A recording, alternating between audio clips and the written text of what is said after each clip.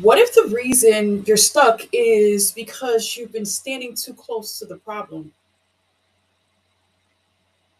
Sometimes we mistake movement as progress. We keep pushing, we keep fixing, we keep explaining, and we keep fighting. But there comes a moment in time when the strongest thing we can do is stop pushing so hard. Because distance can give us something emotion never will, and that's perspective. Stay with me. Welcome back to the Beth B Shift, where the vibe is unmuted, unafraid, and unapologetic.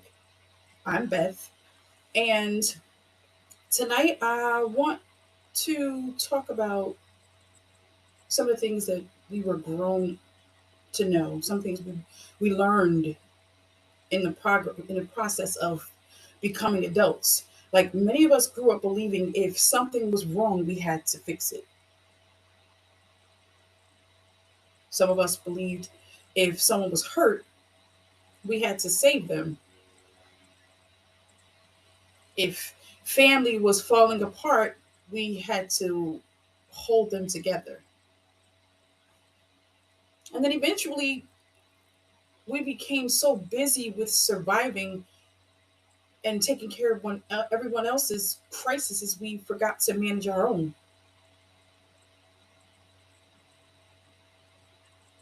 And sometimes we're so close to the fire,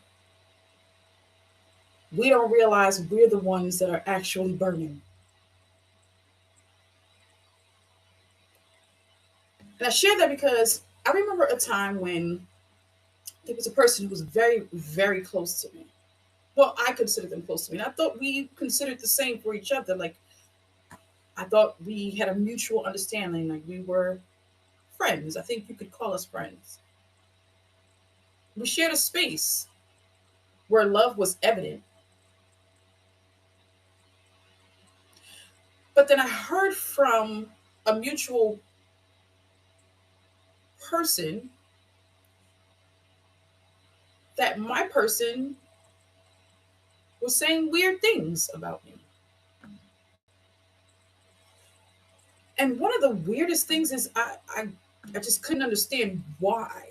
Like when I heard this fabricated, elaborate story, I couldn't gather myself to determine why this fabricated, elaborate story had been told about me.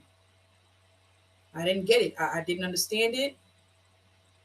And immediately I tried to defend myself. And it wasn't defending myself with a truth, right? Because you can only defend yourself with a truth when there's a lie.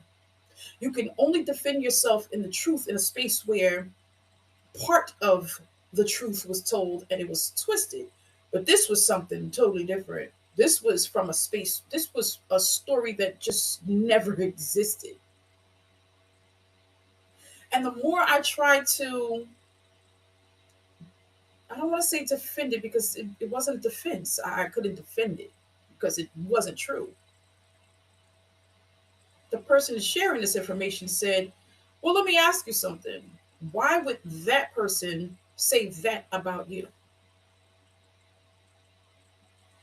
if it wasn't true? And at that moment in time, I had to realize what was actually happening. I had to understand what was going on. I had to figure out very quickly why that story may have been told. I had to determine the nature of not only the situation, but my relationship with the person that I thought was my friend. So I stopped talking. I stopped talking. I stopped trying to figure out in that moment or discuss in that moment why that story had been told. Because I realized in that moment There was something else going on. So I had to take a step back. Sometimes you got to take a step back. I had to take a step back, look inside and see what was actually happening, why something like that would have happened, what purpose it served, why the person chose me to tell an elaborate story on why. And I know sometimes we can't see the forest for the trees, right? And in that space, it's like I see what's happening. I kind of see what's happening. I kind of get the gist of what's happening. But I think, human nature says, I need to figure this out. I need to find out why. Like, I want to know why. I want to know why. But taking that step back helped me prove some things, right? I had to take a step back and see what was actually going on in front of me. What did I really see? Like, why would this happen? And I'm not saying things can't happen to you, and I'm not saying things can't happen to me. I'm not saying that people can't tell a story, they can't give part of my story with the truth. I'm not saying any of that. But in this particular incident, the story that was told, I wouldn't, even if it was true, even if it were true, I would never share a story of that nature. Some things are better left unsaid. Some things you just don't say. I don't know if you remember, but in Revelations, when God was giving John certain details about what was to happen and things that were to come, he told him to write it down, but he couldn't share it with anybody. He wanted him to rip it up and swallow it because that was a secret that he wasn't supposed to share.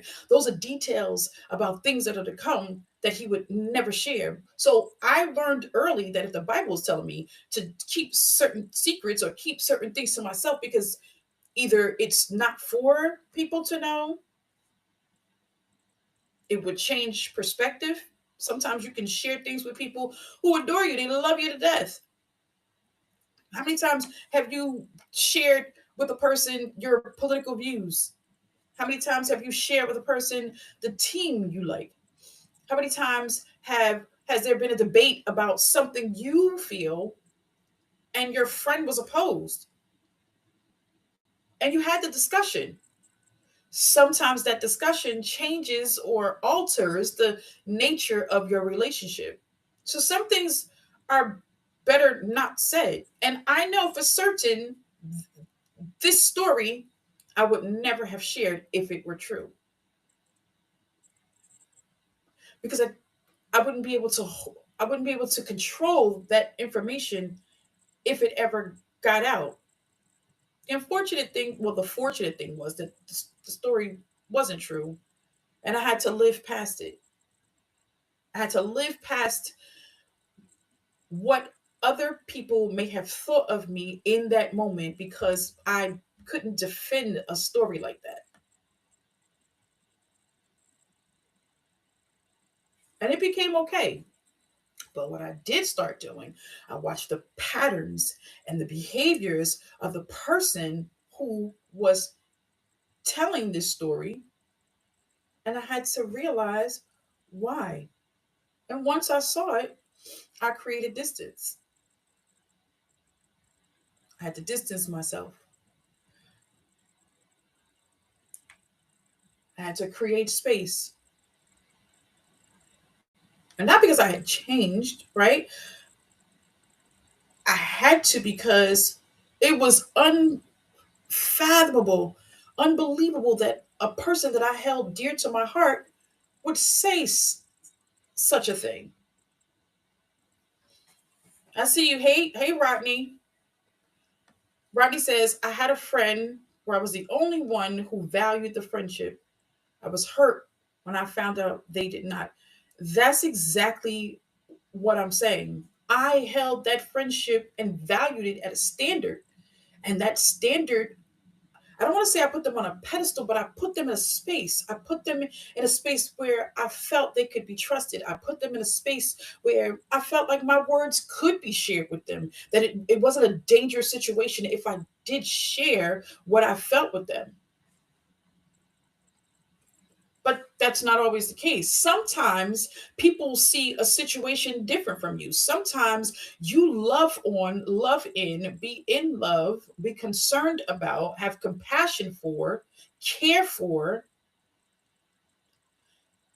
be in a judgment free situation with someone who's judging you the entire time, with someone who has less compassion for you the entire time, has a thought about you and runs with that thought, and that's how they treat you. They don't treat you that way to your face. They treat you that way in conversations and in closed spaces where you're not privy to.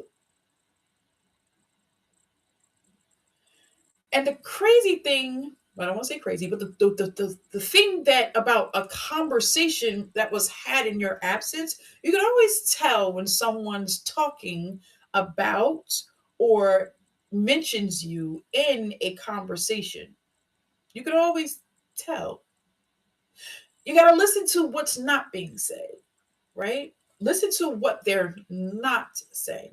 Listen to what they avoid saying. And then you couple that with the Freudian slip. And I think we talked about Freudian slips the last time we spoke. During my last live, I believe I mentioned a Freudian slip. Freudian slip. It's the thing that you tell yourself mentally, don't say that. But the psyche says we're going to say that because we're trying to remind ourselves not to say that. How many times have you said, don't say red? And about three or four sentences later, you're like, yeah, we were red in the pictures. And you're like, I said I wasn't going to say that. Those are Freudian slips. And that's how you can tell when a conversation is had in your absence, because those Freudian slips, the psyche can't manage that process. It automatically has to come out. And those are the things you listen for. Those are the spaces where you hear how your name may have been mentioned. Now, I'm not telling you to go on a rampage and say, hey, you might have been talking about me because, you said this, you said that. No, but you got to listen. You got to watch the key patterns and behaviors of a person. Watch how they speak to you in private. Watch how they speak to you in the presence of others. Watch how they admire you in private. Watch how they praise you in the presence of others. But then when the conversation comes full circle, you know that a conversation has been had about you based on what everybody agrees to in your presence. Have you ever been in a situation where you've told one person this or you've performed this action in front of another person? Neither person should know about this and that person shouldn't know about that. But somewhere along the lines, they feel comfortable mentioning something that transpired in their presence and their presence alone. And not because they're telling your secret, but because a discussion was had about that incident. And now they're in a space where they feel that they shouldn't address it, but they can't help it. That Freudian slip says, yeah, let's not say that, but you wind up saying it anyway. And that's the space where you need to be careful. That's the space where we have to be mindful of what people do in our absence. We have to think about it. We have to consider that. And we watch those patterns and those behaviors of people who seem a little surreptitious. What do? You got to take a step back because you have to protect yourself. I have to protect myself.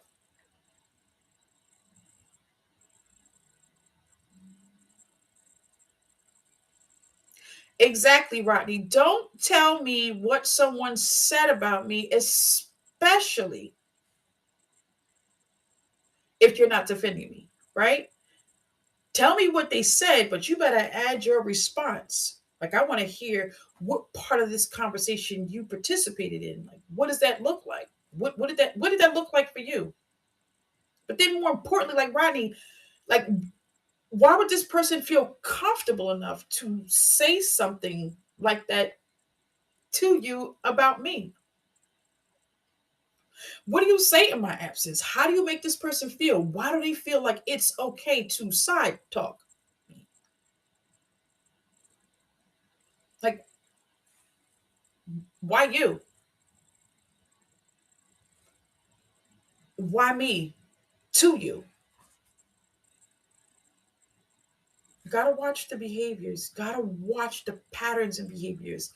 You gotta watch, you have to pay close attention. Step back for a second, observe what's going on in the room, because when you see it, you can't unsee it. You just can't. Once you see it, you can't operate from a space of security when somebody has exposed their behaviors towards you or their secret feelings about you. You can't change that. You can't go back. You can't go back. And I see Chef Dennis has joined the live. Hey Chef, what do you mean really? What do you mean really?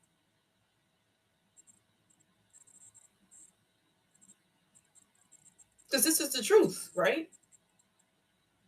If someone makes you feel weird about your relationship, absolutely, Chef, it does. Discernment does play a huge role in how we are held in a space where we can be secure. But here's the thing: discernment is the thing. Discernment is the space. I know that if I'm praying and I'm asking God to protect me, I'm asking God to show me things in plain sight, right? Because I don't want the fable. I don't want God to show me things that like breadcrumbs and they lead with clues. I don't want that.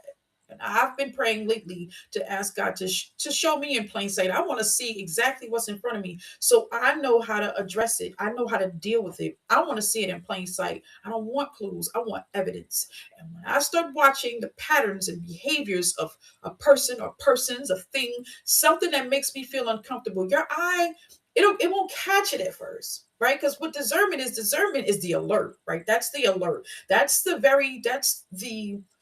thing that says something's happening. But sometimes we don't see it right away. It's happening. It's happening right in front of us. Sometimes we have to pray for extra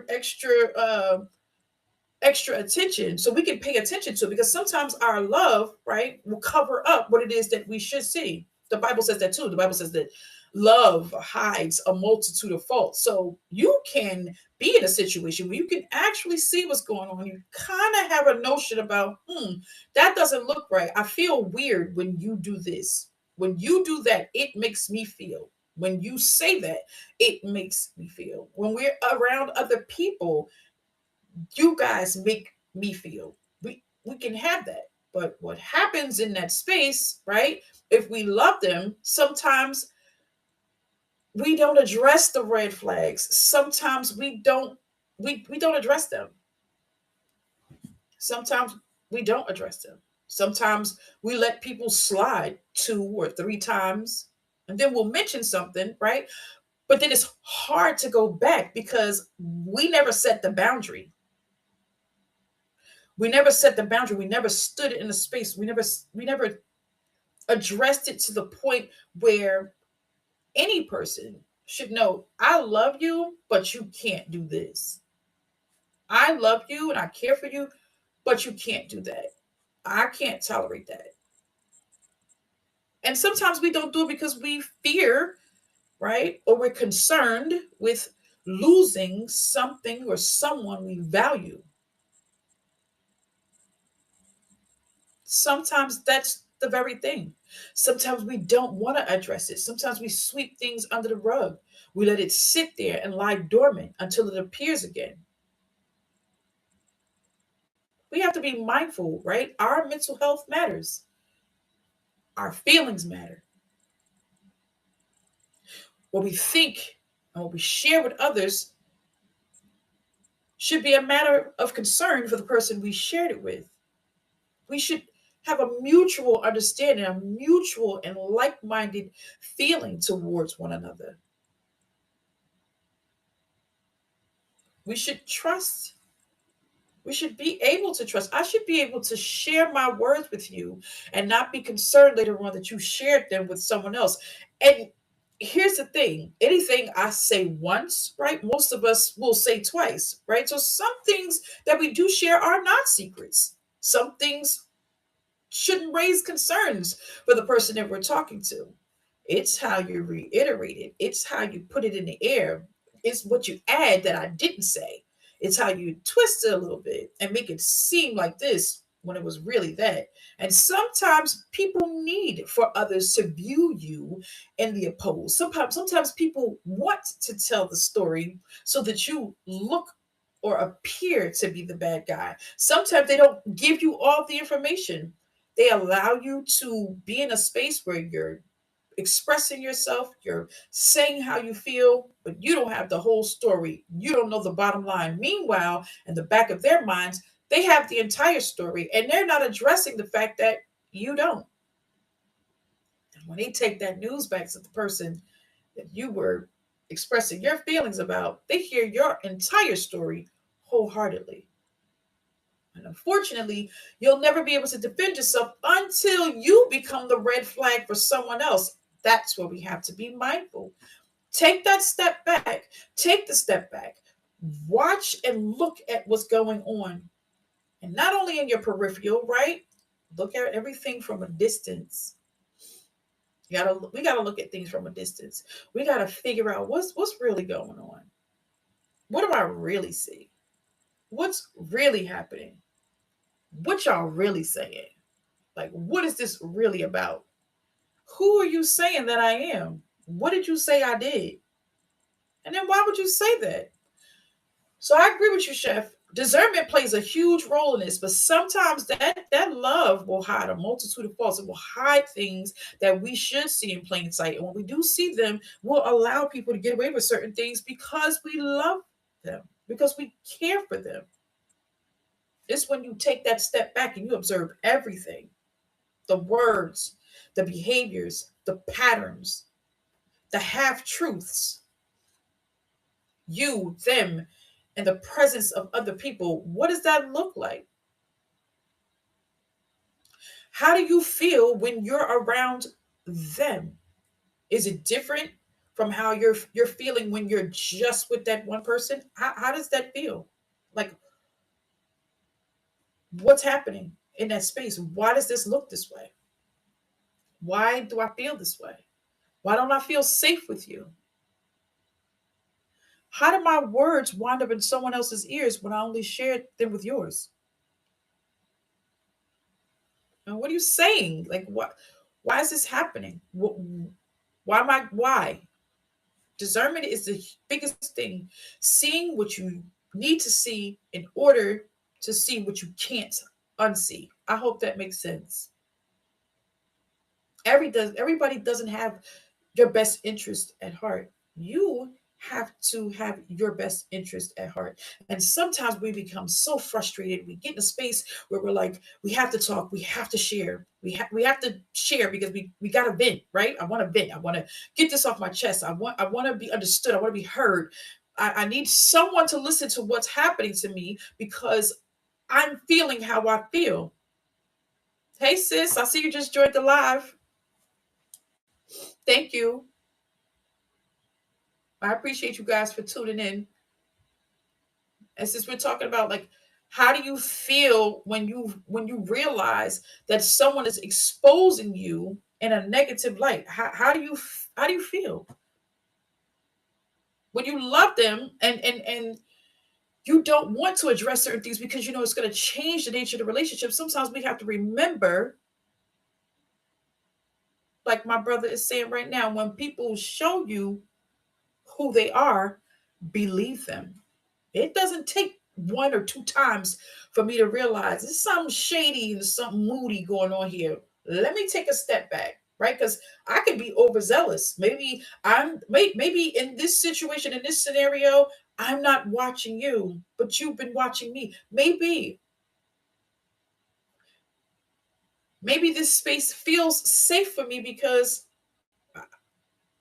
you know your representative says I'm okay.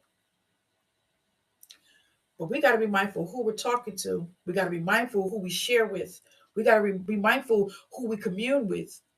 We have to allow discernment to be a part of our DNA. It has to be a part of our makeup. We have to be mindful that we have to watch as well as pray. We can't always allow things to happen in our space without cover. That's right, sis. Sometimes it's best to let them go. Sometimes you cannot manage that process. When a person's mask comes completely off, or it slips a little bit, right? Because the sometimes when you see the behaviors, you see the patterns, you see what's happening, you question it, you go, maybe that was a one-time thing. Maybe that's a one incident thing. Maybe that won't happen again. But then when it happens again, right, you address it and then it happens again, but not in the same way. You got to watch the patterns of behaviors. How is this happening? How did you get me again? And in that space, you have to step back, watch what's going on. You make your observation. At that point, you got a decision to make. Because when you see it, you can't unsee it. How do you move forward with anything when you know that it doesn't sit right with you? How do you know when the words that you shared with someone else come back to you twisted? That can't sit right with you. How do you know when you hear two or three people, or maybe four or five people, mention something in conversation that concerns you, that you weren't privy to, that only they knew, and a decision or a words or something about you has been made or has been discussed, and you didn't know anything about it because it looks like everybody's in agreement except for you? You got to pay attention to that. You have to pay attention to what's actually happening in front of you. You can't let love cloud your judgment.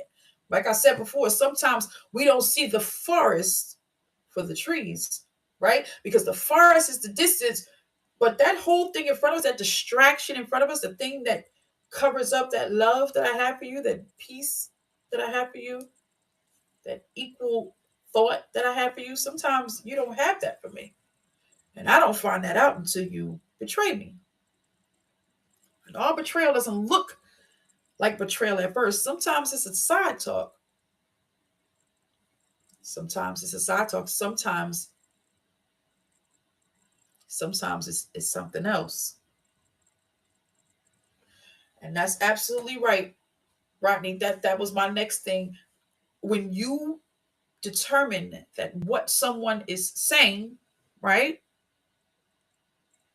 What they're feeling, access is not the same as love. That is not the same.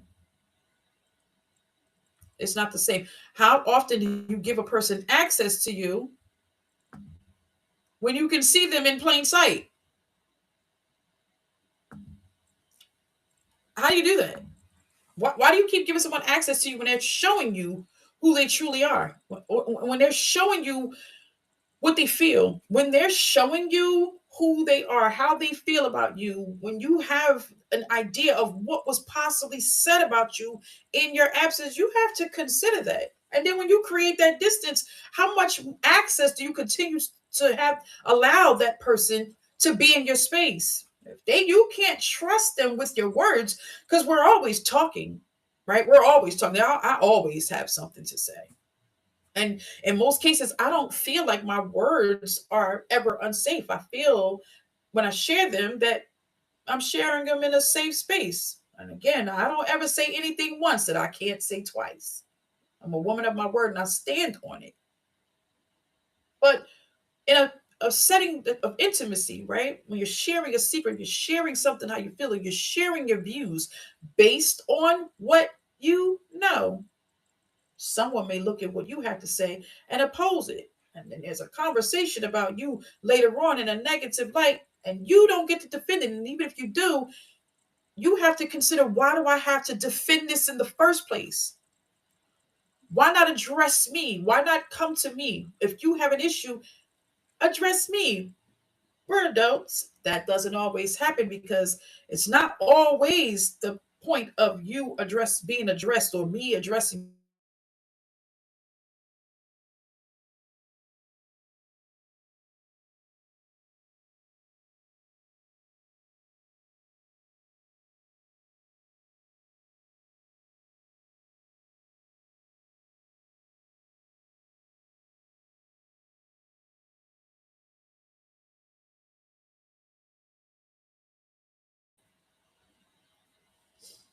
sometimes you have to believe that. Sometimes you have to